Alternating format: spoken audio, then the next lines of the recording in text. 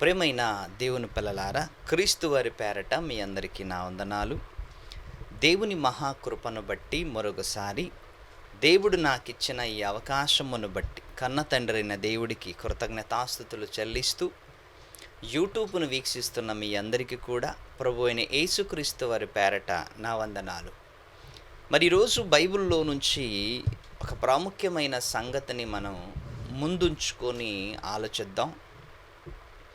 దేవుడు మన పట్ల చూపించిన ప్రేమ, ఆయన మన పైన చూపించిన కనికరము, ఆయన మనకి చేసిన మేలులు, ఇవన్నీ కూడా మనిషి అనుభవిస్తూ మనిషి జీవితంలో మరుపురాని జ్ఞాపకాలను దేవుడు మనిషికి దయచేశాడు.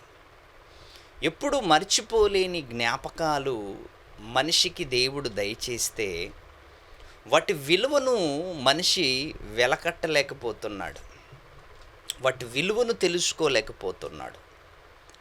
ఎందుకు వాటి విలువను తెలుసుకోలేకపోతున్నాడు అంటే అవి ఉచితంగా వచ్చాయి కాబట్టి. ఉచితంగా వచ్చిన ఏ వస్తువైనా, అది వజ్రమైన, బంగారమైన, ఇల్లైనా, ప్రాపర్టీ అయినా, ఏదైనా ఉచితముగా వచ్చిన దానిపైన మనిషి కనికరం ఎప్పుడు చూపడు, ఎందుకంటే ఉచితంగా వచ్చింది కాబట్టి. మనిషి జీవితంలో ఉచితముగా ఉన్నది నిజంగా మనము పగవాళ్ళకిచ్చినా, మనవాళ్ళకిచ్చినా, ఎవరికిచ్చినా వాళ్ళు దాన్ని అంత పెద్దగా లెక్క చేయరు. ఎందుకు అంటే అది ఉచితముగా వచ్చింది కాబట్టి. మరి ఉచితముగా వచ్చినది మనిషికి ఇంత చొలకనెందుకు? ఎందుకు అంటే రూపాయి ఖర్చు లేకుండా వచ్చిన వస్తువు, ఏ వస్తువైనా పర్వాలేదు, రూపాయి ఖర్చు లేకుండా వచ్చిన వస్తువు ఏ వస్తువైనా దానికి పెద్ద విలువేముండదు ప్రియులారా. 10 రూపాయలు పెట్టి ఐస్ క్రీమ్ కొనుక్కున్నామనుకో, చేయి జారి కింద పడిందనుకో, అయ్యో ఐస్ క్రీమ్ పడిపోయింది అనుకుంటాం. కనీసం అర నిమిషము బాధేస్తుంది, కనీసం ఒక్క నిమిషము ఆలోచిస్తావు, 10 రూపాయలు పెట్టి కొన్నాను కదా అని. అలాగే ఉచితముగా ఎవరైనా ఐస్ క్రీమ్ నీకు ఇప్పించారనుకోండి, ఉచితముగా వచ్చింది కింద జారిపోయింది అనుకోండి, పోతే పోన్లే, ఎందుకంటే డబ్బులైతే ఖర్చు పెట్టలేదు కదా. డబ్బులు ఖర్చు పెట్టలేనిది నీ దగ్గర ఉన్న కూడా దానికి విలువ లేదు. అలాగే వాక్యము కూడా ఈరోజు మనుషులకి ఇంటింటికి వెళ్ళి చెప్పుతున్నప్పుడు, వీధులకు వెళ్ళి చెప్పుతున్నప్పుడు మనిషికి దాని విలువ తెలియదు ప్రియులారా, దాని విలువ తెలియదు. మనుషుల్ని పిలిపించి సౌండ్ బాక్సులు పెట్టి, కుర్చీలు వేసి, స్టేజీలు వేసి, వేల రూపాయలు ఖర్చు పెట్టి వాక్యోపదేశకుల్ని రప్పించి వాక్యాన్ని వినిపింపజేస్తుంటే దాని విలువ మనిషికి ఈరోజు అర్థం కాలేకపోతుంది. ఎందుకంటే ఉచితంగా వచ్చింది. డబ్బులు ఎవరో ఖర్చు పెట్టారు, ఎవరో పని చేశారు, ఎవరో త్యాగం చేశారు. ఉచితముగా వచ్చింది, మన కళ్ళు ముందుకి వాక్యం ఉచితముగా వచ్చింది కాబట్టి మనకి అంత పెద్ద వాల్యూ ఏమి ఉండదు దానిపైన, మనకు అంత పెద్ద ఇంట్రెస్ట్ ఏమి ఉండదు దానిపైన. ఈరోజు వాక్యము మన కళ్ళు ముందుకు వచ్చింది అంటే దీని వెనకాల ఎంతోమంది ప్రాణాలు పోయాయి, ఎంతోమంది దీనికోసం కష్టపడ్డారు, రాత్రి పగలు కష్టపడ్డారు. దేవుని ప్రణాళిక ఇందులో ఉంది, దేవుని కష్టం ఇందులో ఉంది, మనుషుల కష్టం ఇందులో ఉంది.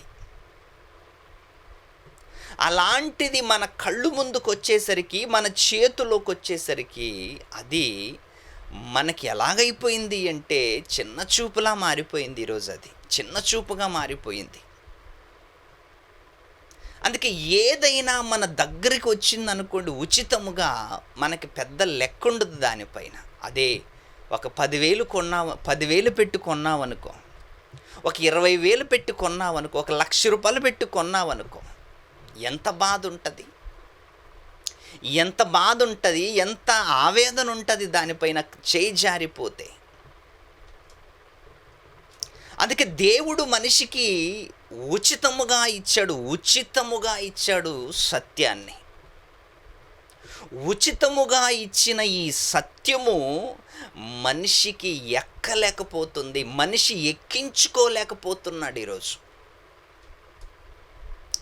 సత్యమును దేవుడు ఉచితముగా మనుషులందరికీ దేవుడు మనుషులందరికీ ఇది దయచేస్తే మనిషి ఈరోజు దాని మీద పట్టులేక, దాన్ని పట్టుకున్న దానిపైన ఇంట్రెస్ట్ లేక, దానిపైన ఒక అవగాహన లేక తిరుగుతున్నాడు. ఎందుకంటే దేవుడు దానిని ఉచితముగా ఇచ్చాడు కాబట్టి.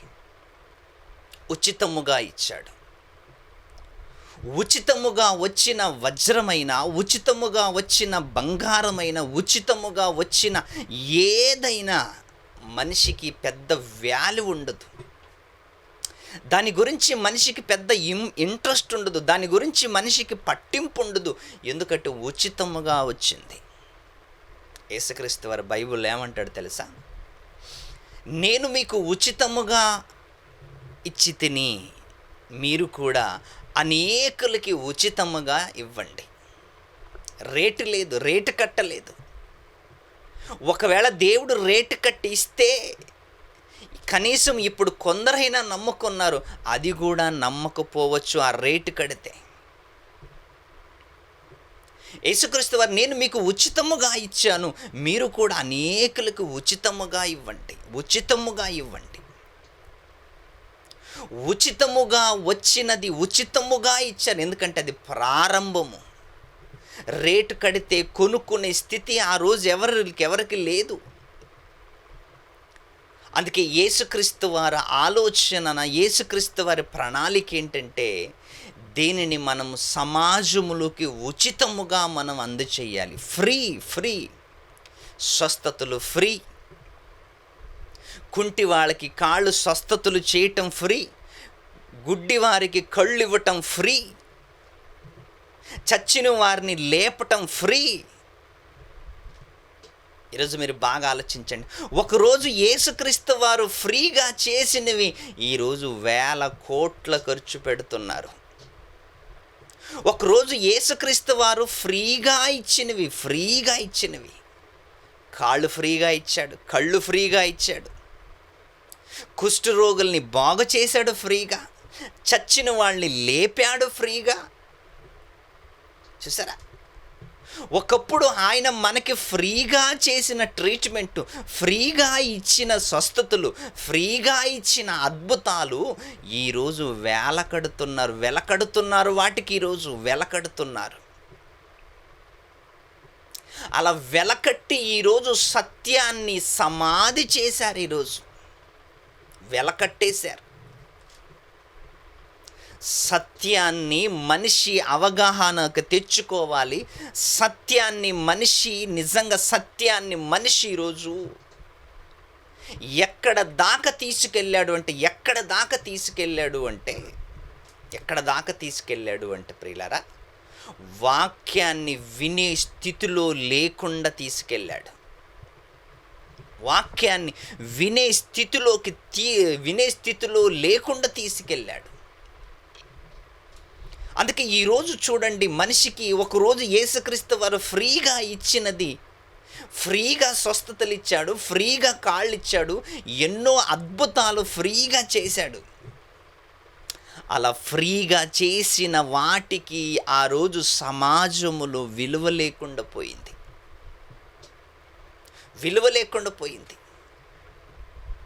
కానీ ఈరోజు మనం వాక్యాన్ని ఫ్రీగా ఇస్తున్నాము అంటే దానికి కూడా విలువ లేకుండా పోతుంది. ఈరోజు దానికి కూడా విలువ లేకుండా పోతుంది. దానికి కూడా మనిషి ఏం చేస్తున్నాడు తెలుసా? దాన్ని కూడా సరిగ్గా పట్టించుకోలేకపోతున్నాడు.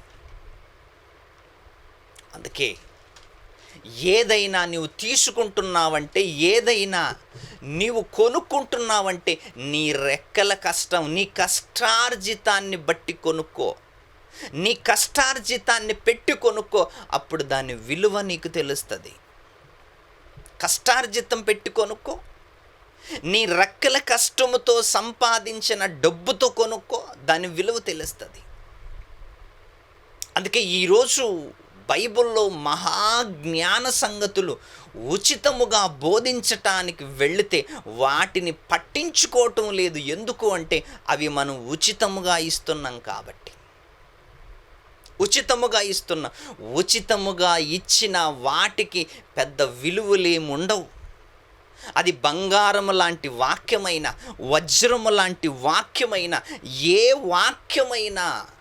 వాక్యమైనా ఉచితముగా ఇస్తున్నాము అంటే విలువ లేకపోతుంది.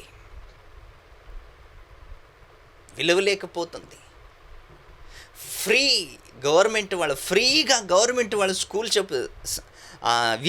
విద్యనిస్తున్నారనుకోండి, ఫ్రీగా గవర్నమెంట్ వాళ్ళు విద్య నేర్పిస్తున్నారనుకోండి, అంత పెద్ద విలువ ఎక్కడుంది మీరు చెప్పండి? ఎక్కడుంది విలువ? ఫ్రీగా గవర్నమెంట్ వాళ్ళు భోజనం పెట్టి, డ్రెస్ ఇచ్చి, బుక్కాలిచ్చి విద్య నేర్పిస్తుంటే దానికి పెద్ద లెక్క లేదు. ఈరోజు పుస్తకాలకి డబ్బులు, యూనిఫామ్కి డబ్బులు, స్కూల్ ఫీజు డబ్బులు, ప్రైవేటు స్కూల్లో లక్షలు పెట్టి డొనేషన్లు ఇచ్చి కూడా చదివిస్తున్నారు. అంటే అదే చదువు గవర్నమెంట్ స్కూల్లో ఫ్రీగా చదివిస్తున్నామంటే ఎవడు పట్టించుకోడు. అదే ప్రైవేట్ స్కూల్లో డబ్బులు కోరినన్ని డబ్బులు ఇచ్చేసి ప్రైవేట్ స్కూల్లో జాయిన్ చేస్తున్నారు. అంటే మనిషికి ఫ్రీగా వచ్చిన విద్య అయినా, వైద్యమైనా ఏది అవసరం లేదు, ఫ్రీగా వచ్చింది.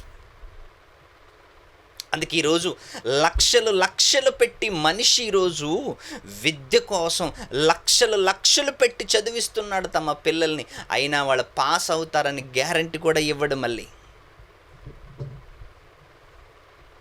అందుకే బైబిల్లో సామెతల గ్రంథములో సొలొమోను గారు ఇవన్నీ ఆలోచించాడు. భూమి కింద మనుషులందరినీ పరిశోధన చేయటం ప్రారంభించాడు. అందరి మనస్తత్వాలను తెలుసుకోవటం ప్రారంభించాడు. అందరి గురించి ఆలోచించాడు ఆయన.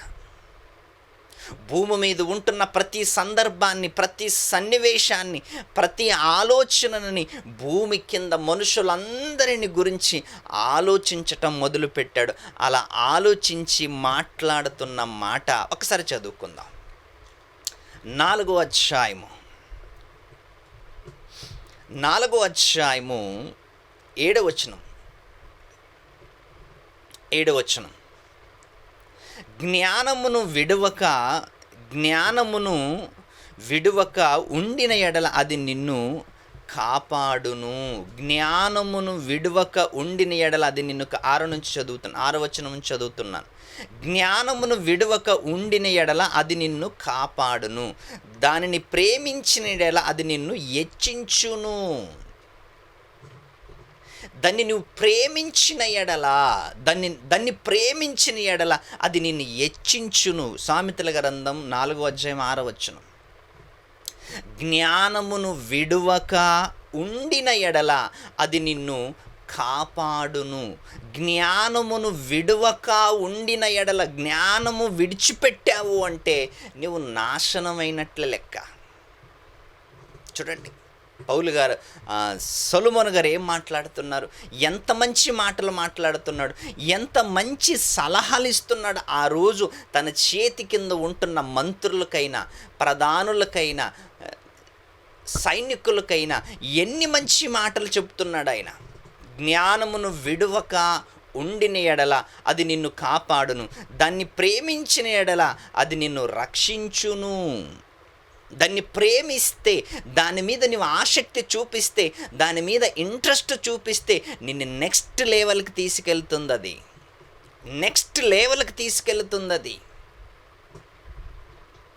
కింద 7వ వచనం మరొక మంచి మాట. జ్ఞానమును సంపాదించుకొనుటయే జ్ఞానమునకు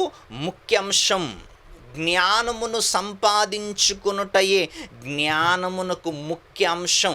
జ్ఞానమును సంపాదించుకోవాలి అంటే మరొక జ్ఞాని దగ్గరికి నువ్వు వెళ్ళాలి. జ్ఞానమును సంపాదించుకొనుట ఎలా? జ్ఞానమును సంపాదించుకొనుటే జ్ఞానమునకు ముఖ్య అంశం. ముఖ్య అంశాలని చెప్తుంటారు చూసారా, ముఖ్య అంశాలు. నువ్వు జ్ఞానాన్ని సంపాదించుకోవాలి అనుకుంటే మరొక జ్ఞాని దగ్గరికి రావాలి, మరొక జ్ఞాని దగ్గర వచ్చి నేర్చుకోవాలి. అదే అంశం. నేర్చుకోవాలా? ఖచ్చితంగా నేర్చుకోవాలి. నీకు ఇంట్లో ఉంటే ఏమీ రాదు. నువ్వు దేవుడి సన్నిధిలోకి రావాలి, జ్ఞానవంతుని పాదాల దగ్గరకు రావాలి, క్రీస్తు పాదాల దగ్గరికి నువ్వు రావాలి. రావాలి అంటే నీవు ఫ్రీగా రాకూడదు. ఎందుకంటే ఫ్రీగా నీకు ఇచ్చామనుకో, అది జ్ఞానమైన, అది బుద్ధి అయినా, అది వివేకమైన, ఫ్రీగా ఇస్తే ఎడ్యుకేషన్కి అంత విలువ ఉండదు ప్రియులారా. ఈరోజు ఎడ్యుకేషన్ కోట్ల ఖర్చు పెట్టి ఎడ్యుకేషన్ పేరు మీద ఈరోజు కోటలు కడుతున్నారు. అంటే ఎడ్యుకేషన్కి ఎంత వాల్యూ ఎందుకు వచ్చింది అంటే, వాళ్ళు నేర్పిస్తున్న ఎడ్యుకేషన్కి, వాళ్ళు నేర్పిస్తున్న విద్యకి లక్షలు ఫీజు పెట్టారు కాబట్టి. అప్పుడే కదా నీకు అర్థమయ్యేది. ఏంటి, పేరెంట్స్ కూడా అప్పుడే కదా జాగ్రత్తలు తీసుకునేది. లక్షల డొనేషన్లు కడుతున్నాం, లక్షలు ఫీజులు కడుతున్నాం మేము. నీవు స్కూల్కి వెళ్ళలేదేంటి, నీవు ఇంటికాడ ఉన్నావేంటి అని తల్లిదండ్రులు కూడా పిల్లల్ని గద్దిస్తుంటారు. ఎందుకంటే లక్షల ఫీజు కడుతున్నాం కాబట్టి. అదే ఫ్రీగా వచ్చిందనుకోండి, ఫ్రీగా ఇస్తున్నారు అనుకోండి, పోయినంత పోకపోతే ఎంత. అందుకే జ్ఞానమును సంపాదించుకొనుటే జ్ఞానమునకు ముఖ్య అంశము. నీ సంపాదన అంతా ఇచ్చి బుద్ధి సంపాదించుకొనుము అంటుంది బైబిల్. సొలొమోను గారు ఏం రాస్తున్నారు తెలుసా? దేవుని బుద్ధిని సంపాదించుకోవాలి, బుద్ధిమంతుడవ్వాలి అంటే నీ సంపాదన అంతా ఇవ్వాలి అంటున్నాడు. ఎందుకు అంటే సొలొమోను గారికి అర్థమైన విషయం ఏంటి తెలుసా? సొలొమోను గారు తెలుసుకున్న విషయం ఏంటి తెలుసా? ఉచితముగా ఇస్తే అది బంగారమైన మనిషికి పెద్ద లెక్క ఉండదు అనుకున్నాడు ఆయన. ఉచితముగా ఇచ్చే విద్యైనా, వైద్యమైనా, ఉచితముగా ఇచ్చే భోజనమైనా, బట్టలైనా, ఉచితముగా ఇచ్చే ఏదైనా దానికంత పెద్ద విలువేముండదని సొలొమోను గారు తెలుసుకొని, నీ సంపాదన అంతా ఇచ్చి బుద్ధి నేర్చుకో, బుద్ధి సంపాదించుకో అంటున్నాడు. అంటే సొలొమోను గారికి ఒకటి అర్థమైంది ఏంటంటే, సమాజంలో ఉచితంగా ఇస్తే తింటారు పోతారు కానీ వాళ్ళు ఆలోచించరు. యేసుక్రీస్తు దగ్గరికి ఒకరోజు అనేక మంది వచ్చారు. అనేక మంది వచ్చిన వాళ్ళందరూ కూడా ఎందుకు వచ్చారో తెలుసా? భోజనం కోసం వచ్చారంట. ఆ భోజనం కోసం వచ్చిన వాళ్ళందరూ కూడా వెంటనే వెళ్ళిపోయారంట. ఎందుకంటే వచ్చిన వాళ్ళు భోజనం కోసం వచ్చారు, భోజనం తిన్నారు, వెళ్ళిపోయారు. చూసారా? భోజనము తిన్నారు, వెళ్ళిపోయారు. ఇంతమందికి భోజనం ఎలా పెట్టాడు ఈయన? ఇంతమందికి భోజనం ఎలా అరేంజ్ చేశాడు? ఈ అద్భుతం ఏంటి, ఈ శక్తి ఏంటి అని వాళ్ళు ఆలోచించలేకపోయారంట. ఎందుకు అంటే వాళ్ళకి భోజనం మాత్రమే కావాలి. ఎక్కడి నుండి వచ్చిందా అనవసరం, ఎవరు పెట్టారా అనవసరం, ఎలా వచ్చిందా అనవసరం. వాళ్ళకి భోజనం మాత్రమే కావాలి. తిన్నారు, వెళ్ళిపోయారు. అందుకే సొలొమోను గారు ఏమంటున్నాడు తెలుసా? నీ సంపాదన అంతా ఇచ్చి బుద్ధిని సంపాదించుకో. నీ సంపాదన అంతా ఇచ్చి బుద్ధి సంపాదించుకొనుము, బుద్ధిని సంపాదించుకొనుము. నీ సంపద ఖర్చు కావాలి. నీకు జ్ఞానం రావాలన్నా, బుద్ధి రావాలన్నా నీ సంపద ఖర్చు కావాలి. ఈరోజు పాస్టర్ ఉన్న దగ్గరికి ప్రజలు రారు, ప్రజలున్న దగ్గరికే పాస్టర్ వెళ్ళాలి ఈరోజు. అలా పరిస్థితులు మారిపోయాయి. పాస్టర్ దగ్గరికి ప్రజలు రారు ఈరోజు. పాస్టరే ఇంటింటికి వెళ్ళి డోర్ టు డోర్ వెళ్ళి పలకరిస్తూ వాక్యం చెప్తూ, ఎలాంటి కర్మ పట్టింది ఈరోజు చూడండి. ఎలక్షన్ కంటే ముందు ఎలక్షన్ కంటే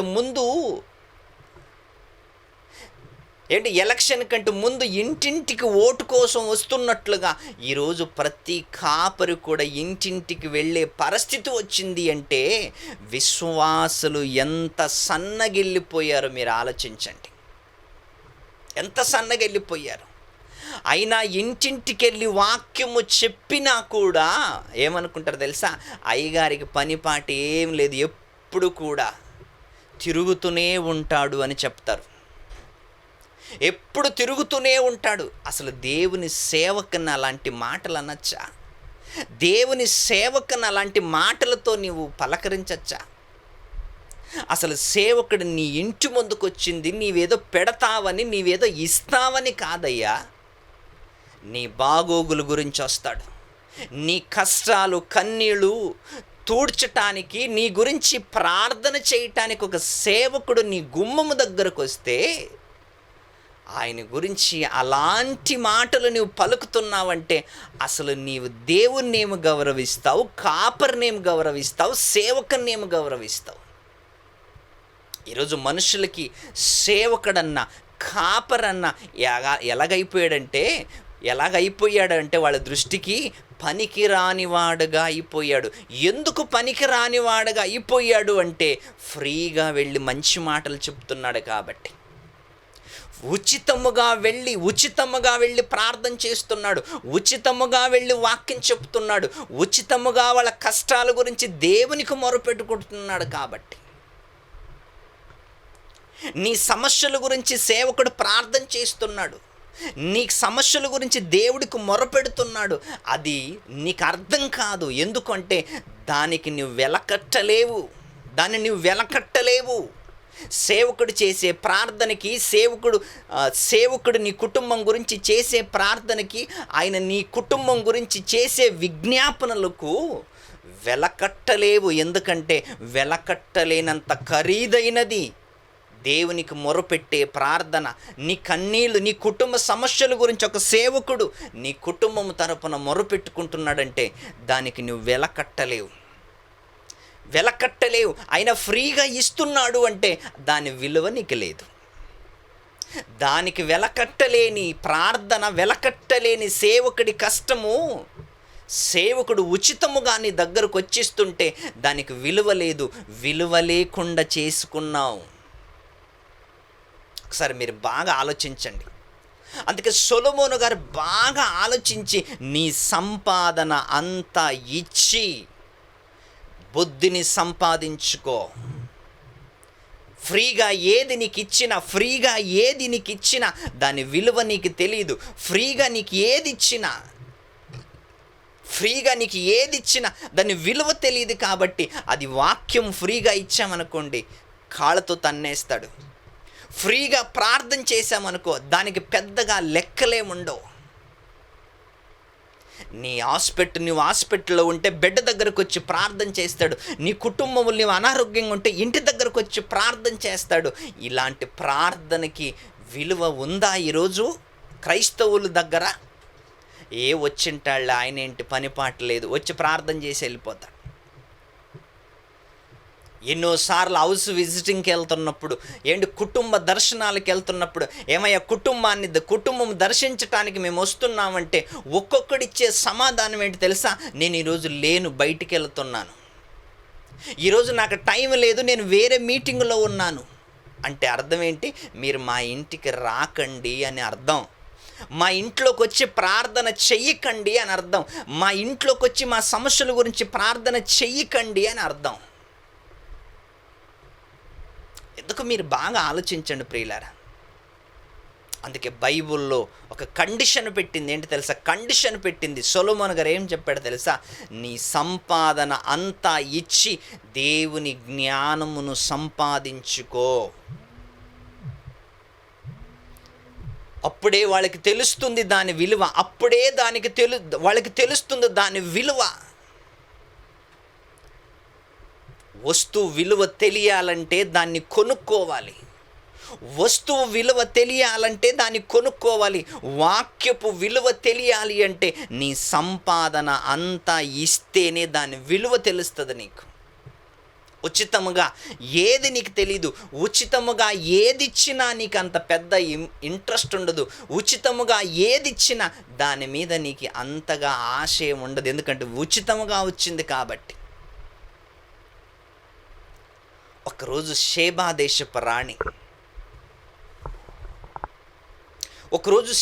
దేశపు రాణి సొలొమోను జ్ఞానం గురించి విన్నదంట.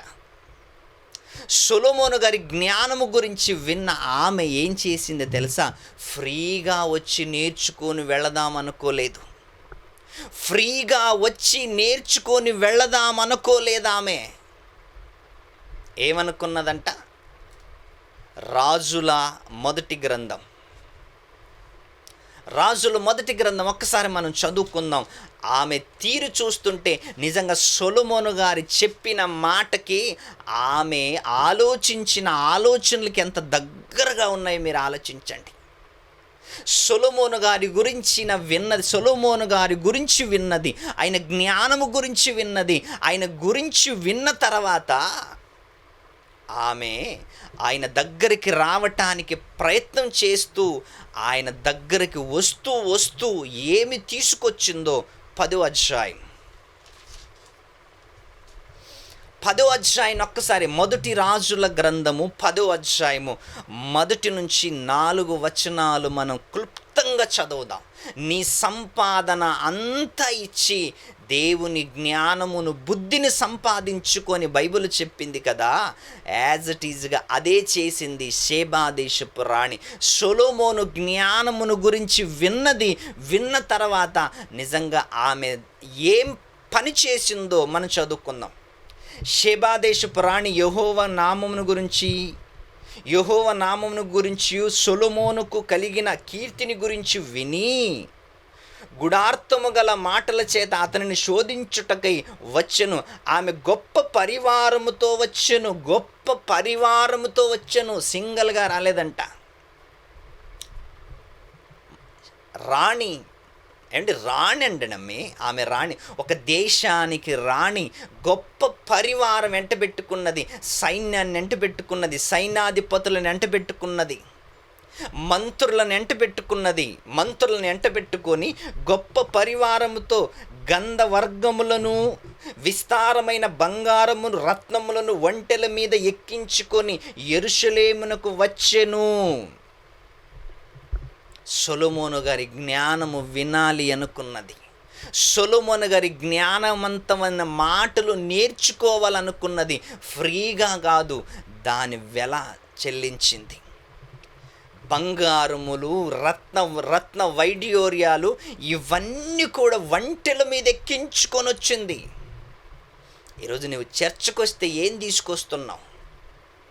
ఈరోజు డిజిటల్ వచ్చిన తర్వాత మనిషి దగ్గర రూపాయి ఉండదండి. రూపాయి లేకుండా సంఘానికి వస్తాడు. అప్పుడు చూస్తాడు గోడలకి ఏమైనా ఆన్లైన్ పేమెంట్ ఉన్నాయేమో అని. మనుషులు ఈరోజు ఎలా మారిపోయారంటే రూపాయి కూడా జోబులో ఉండదు. ఎందుకు అంటే అంత డిజిటల్ కాబట్టి. సంఘానికి వచ్చేటప్పుడు డిజిటల్ కాదయ్యా, నీ చేతిలో ఆ కానుక తీసుకొని రావాలి. ఎందుకు అంటే డిజిటల్ కానుక కాదు, చేతితో ఇచ్చిన కానుక, చేతి ద్వారా ఇచ్చిన కానుక ఎంత గౌరవప్రదం. ఈరోజు చాలామంది సంఘాలకు వచ్చి కానుక వెయ్యలేకపోతుంటారు. ఎందుకంటే క్యాష్ ఉండదు కదా. మరి ఏముంటుంది? ఆన్లైన్ పేమెంట్ ఉంటుంది. ఏమిటి నీవు ఆలోచించు. సంఘానికి వెళుతున్నప్పుడు కూడా ఒక రూపాయి చేతిలో లేకుండా సంఘానికి వస్తున్నావంటే నీకు దేవుడేమర్థమయ్యాడు, సంఘమేమర్థమైంది, కాపరేమర్థమయ్యాడు, నీకు వాక్యమేమర్థమైంది. గంధవర్గములను, విస్తారమైన బంగారములను, బంగారు రత్నములను ఒంటెల మీద ఎక్కించుకొని యెరూషలేమునకు వచ్చెను. సొలొమోను దర్శనము చేసి తనకు తోచినదంతటిని బట్టి అతనితో మాటలాడగా, ఆమె వేసిన ప్రశ్నలన్నిటికీ సొలొమోను ప్రత్యుత్తరము చెప్పెను. అన్నిటికీ చెప్పాడంట ఆయన. ఎన్ని ప్రశ్నలైతే వేసిందో, ఎన్ని మాటలైతే అడిగిందో అన్నిటికీ సొలొమోను గారి సమాధానం చెప్పాడు. బంగారముతో వచ్చింది, గంధవర్గములతో వచ్చింది, రత్నములతో వచ్చింది. ఈరోజు సంఘానికి నువ్వు వెళుతున్నావు అంటే ఎలా వెళుతున్నావు? చిల్లరతో వెళుతున్నావా? సమృద్ధిగా వెళుతున్నావా? చిల్లరతో వెళుతున్నావా? సమృద్ధిగా వెళుతున్నావా? దేవుడి సన్నిధిలోకి నువ్వెలా వెళుతున్నావు? దేవుని వాక్యాన్ని నేర్చుకోవటానికి నువ్వు చెల్లిస్తున్న రుణం ఏంటి? నువ్వు చెల్లిస్తున్న నీ సొమ్మేంటి? ఫ్రీగా కావాలా? వాక్యము ఫ్రీగా కావాలి, పాస్టర్ గారు ఫ్రీగా ప్రార్థన చేయాలి, ఫ్రీగా ఆశీర్వాదం ఇవ్వాలి. అలా నీవు ఫ్రీగా నీకు అన్ని దేవుడు ఇచ్చుకుంటూ పోతే, నువ్వు ఫ్రీగా అన్ని నీకు ఇచ్చుకుంటూ పోతే దాని విలువ నీకేం తెలుస్తుంది చెప్పు? దాని విలువ నీకేం తెలీదు. దాని విలువ తెలియాలి అంటే సంఘం ఒక 10 కిలోమీటర్ల దూరం ఉండాలి. దాని విలువ తెలియాలంటే సంఘము 10 కిలోమీటర్ల దూరంలో ఉండాలి. అక్కడ ప్రయాణ సౌకర్యాలు కూడా సరిగ్గా ఉండకూడదు. అప్పుడు తెలుస్తుంది సంఘము యొక్క విలువ. అప్పుడు ఏం చేస్తాడు? సంఘాన్ని మానేస్తాడు. ఎందుకంటే అంత దూరం ఎవరు వెళ్తాడు సంఘానికి? ఇక్కడ ఎక్కడైనా దగ్గరుంటే చూసుకునేదిలే. అందుకే సొలొమోను జ్ఞానము నేర్చుకోవటానికి, సొలొమోను గారి జ్ఞానము వినటానికి ఒక రాణి, ఒక దేశానికి రాణి బంగారముతో వచ్చిందంట. ఈరోజు నువ్వు సంఘానికి దేంతో వెళుతున్నావు? దేవుని జ్ఞానము నేర్చుకోవటానికి దేంతో వెళుతున్నావు? ఫ్రీగా నేర్చుకోవటానికి వెళుతున్నావా? అయితే నీకు ఫ్రీగా వచ్చిన వస్తువులే నీకు పట్టింపు లేనప్పుడు, ఫ్రీగా వచ్చినది ఏది కూడా నీకు ఇంట్రెస్ట్ లేనప్పుడు, దానిపైన నీకు ఆసక్తి లేనప్పుడు, వాక్యము ఫ్రీగా వచ్చింది అంటే అసలు నువ్వు వింటున్నావా? దాని గురించి పట్టింపు ఉందా అని ఎలా నమ్మమంటావు? అందుకే మీరు బాగా ఆలోచించండి. ఉచితముగా విద్య, వైద్యం ఎంత హీనంగా ఉంటుందో, ఉచితముగా చెప్పిన సువార్త కూడా, ఉచితముగా చెప్పిన మహాజ్ఞానము కూడా మనిషికి అంతే చిన్న చూపు. అందుకే సొలొమోను గారు ఏం చెప్పాడు తెలుసా? నీ సంపాదన అంతా ఇచ్చి దేవుని జ్ఞానమును సంపాదించుకో. మొదటి శతాబ్దములో చరాస్థిరాస్తులు అమ్ముకున్నారు. చరాస్థిరాస్తులు అమ్ముకొని దేవుని జ్ఞానమును నేర్చుకుంటూ అపోస్తుల పాదాల దగ్గర ఉంచారు. ఎందుకు తెలుసా? ఈ మహాజ్ఞానం సర్వలోకానికి వెళ్ళాలి అంటే మేమందరూ మాకు కలిగిన చరాస్థిరాస్తులు అమ్మి దేవుని కోసం మేము త్యాగం చేయాలి అనుకున్న మొదటి శతాబ్దపు క్రైస్తవులు ఎక్కడ? ఈరోజు ఈ క్రైస్తవులు ఎక్కడ? అసలు దేవునికి రూపాయి ఇవ్వటానికి వెనకైపోతున్న నేటి క్రైస్తవులు, చరాస్థిరాస్తులు అమ్ముకున్న మొదటి శతాబ్దపు క్రైస్తవులను ఒకసారి ఆలోచించండి. ఆ రోజు నమ్మింది వాళ్ళు క్రీస్తుని, ఈరోజు మనము కూడా నమ్మింది క్రీస్తుని. వాళ్ళ విశ్వాసం చూడండి, ఈరోజు మన విశ్వాసం చూడండి. వాళ్ళ చరాస్థిరాస్తులు అమ్ముకున్నారు, ఈరోజు మనం రూపాయి కూడా ఖర్చు చేసుకోలేకపోతున్నాం దేవుడి గురించి. ఎందుకు? ఒకసారి మీరు ఆలోచించండి. అందుకే నీకు ఏదైనా నేర్చుకోవాలనుకుంటే దేవుడి దగ్గరకు రా, దేవుని పాదాల దగ్గర కూర్చో. అప్పుడు నువ్వు ఏం వింటున్నావు, ఎంత విలువైన మాటలు వింటున్నావో, ఎంత విలువ గలది, ఎంత ఖరీదైన మాటలు వింటున్నావో దాన్ని బట్టి నువ్వు ఆలోచించు. ఇంత ఖరీదైన మాటలు వింటున్న నేను దీనిని ఉచితముగా వింటే ఎలా? ఎంతో కష్టపడి చెబుతున్నాడు, ఎంతో కష్టపడి మన దగ్గరకు వస్తున్నాడు. ఇంకా ఆయన పరిచర్యలో నేను పాలిభాగస్తుడు అవ్వాలి అని ఒకవేళ నువ్వనుకుంటే, నీ కుటుంబం అనుకుంటే పరిచర్య బంగారులాగా ఇంకా విస్తరిస్తుంది.